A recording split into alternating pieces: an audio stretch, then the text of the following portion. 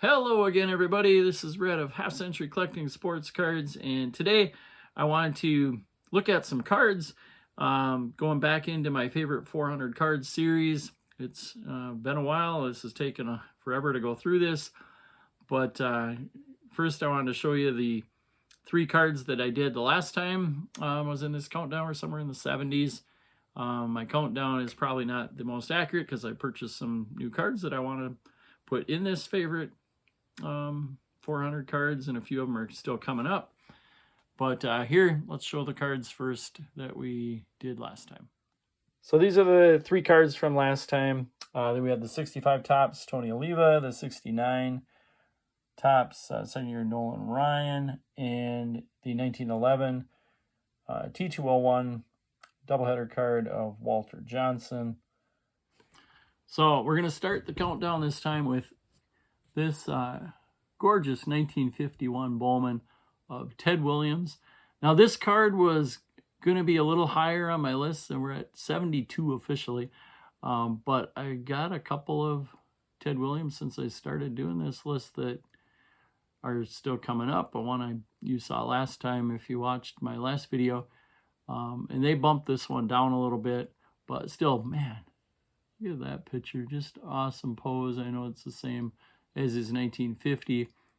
I like this one just because it says his name in it as well. You can see the back. Now this 1951 season, Ted led the league in WAR. It was the 6th time that he did that. Led the league in on base percentage, like 460 something. Led the league in slugging percentage, about 560 something. And even though those were league leading figures, those were below his career averages. He ended up finishing with 30 homers, 126 RBIs this year. And with all those numbers, leading stats, he only was 13th in MVP voting. He was a 2-time MVP winner. And Ted might be the only guy that he received MVP votes every year he played. Other than one, there was the year after this, 52, he only played 6 games because he was off in Korea fighting. So that year he didn't get any MVP votes. But the next year he only played like 30-some games, hit over 400, and he still got MVP votes, 1953. So, you know, Ted, who lost 5 years basically to the military, fought in World War II, 43, 44, 45, and then Korea 52 and 53, but still with all those eye-popping career numbers. So we'll talk more about Ted when I get to his other cards that are going to be coming up. All right, next we're going to go with a card that I think is really cool. This is from that Brown T207 set that came out in 1912. And you can see the back. The Recruit is one of the more common from the American Tobacco Company cigarettes that came out in these cards. What I like about these, I know it's kind of a dull, a lot of people don't really like this set that much, brown background, kind of duller colors, but they do give bios and a pretty good one on the back, similar to that T205. Put out American Tobacco Company also put out the T205 and T206s. So maybe they were a little disappointed. People were, this one wasn't as colorful, but the Hooper card I think is pretty cool. So even though the set in general may not be that great, this Harry Hooper, Hall of Famer, I think this is just a really cool card. Now, Hooper was one of the greatest defensive right fielders of all time. I played next to Tris Speaker, who was in center, and Duffy Lewis was the Red Sox in left, forming just a great outfield. And this 1912 season for Harry Hooper was, you know, maybe personally not the greatest season, but his team, the Red Sox, won a World Series, and he made one of the greatest catches, it sounds like, ever. Not just World Series history, but they were talking about one of the greatest catches anybody's ever seen. Smokey Joe Wood described it, that he was running full blast, going back, jumped over the wall, ended up in the stands, but with the ball, came out with the ball, And this was a 3-2 game in the final game of the World Series. It was game 8. There was one tie. So, essentially like what you figure a game 7, up 3-2, and he makes his game-saving, home run robbing catch. Would have been a Sports Center highlight type thing if they had it back in the day. But one of the most talked about for a long time catches in baseball and World Series history. Willie Mays had the great one in '54. Some other things that Harry Hooper did. He led the Red Sox, or helped the Red Sox win 4 total World Series that 12 season. And then in the 1915 World Series, he hit 2 home runs in 1 game. He also had a game in 1913 when he hit a home run in both to lead off. So a leadoff hitter hit a home run to lead off both game 1 and game 2 of a doubleheader. First guy ever to do that, and wasn't done again till Ricky Henderson did it.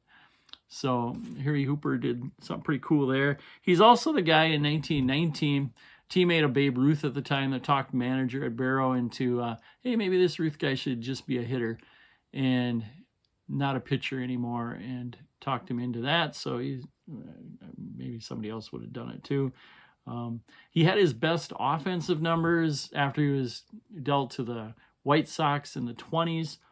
And he still is the record holder for Fenway Park career triples and stolen bases. So I know we talked a lot about Harry Hooper, but he's kind of a guy who doesn't get a whole lot to do compared to Ted Williams and the next guy that I'm going to talk about as well. But there he is. Sweet card. T207. Don't see a ton of those of Harry Hooper. And then the third card we're going to show, we're going to stick to right field. After Harry Hooper, who was one of the greatest defensive right fielders of all time. This one might have even been better. Roberto Clemente. And just what a sweet looking 72 card that is, flipping that ball up in the air. And then he had an action card as well, with a kind of a funny pose.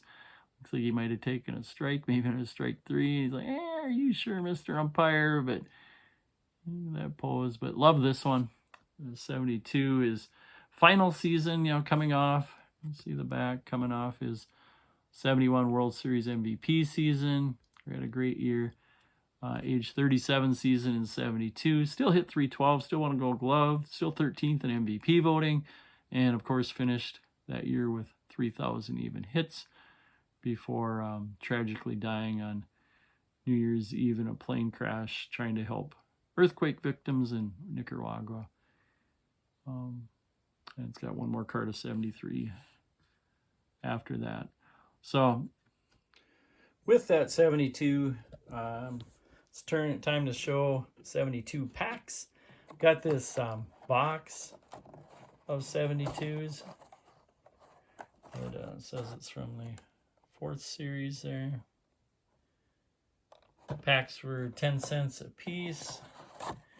And we've got a few left in there. I sent some of them in for grading, this stack here. And this is what they come back like, these big, huge, thick slabs. Got a 7 and a couple 8s with sending those in. They look pretty cool. I'm probably going to sell some of those since I've got a few. This one I had previously. And then I've still got the 6 in here. You can see.